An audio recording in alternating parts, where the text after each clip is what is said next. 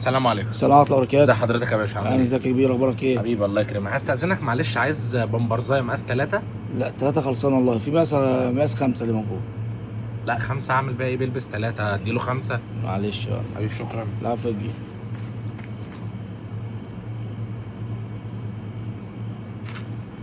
طب هات مقاس 5 دي ماشي.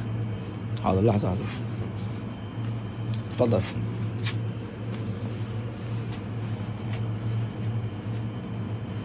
دي المفروض بكام يا باشا؟ ده ب 6 جنيه يا فندم. ب 6 جنيه. اه. ومقاس 3 دي بكام؟ تقريبا كانت ب 4 جنيه. ب 4، فرق 2 جنيه ما بينهم. اه بسيطه يعني، مش حكايه.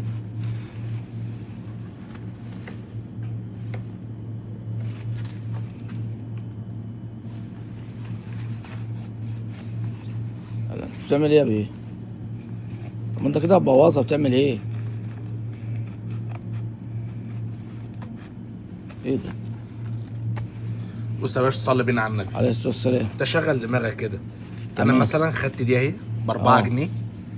4 جنيه اهم، أيوة. فاهم؟ وانت دي مقاس 2 ممكن تبيعها ب 3 جنيه مثلا. مقاس تبقى وقفت 2؟ عليك 7 بدل 6 جنيه. شغل دماغك، ربنا هيرزقك. ارزقني يا عم، خد تعالى يا عم. هتمشي والله هتمشي. يا عم خد تعالى يا كبير، خد يا باشا. باشا ما ينفعش كده، تعالى خد دي، خد دي، انت انا مش عاوزها خلاص. خد هتمشي خد، انا مش عاوزها والله، لا تاخدها. مش عاوزها اصلا؟ خلاص مش مهم، خدها ب 4 جنيه عادي. ماشي. الف سلامه يا باشا.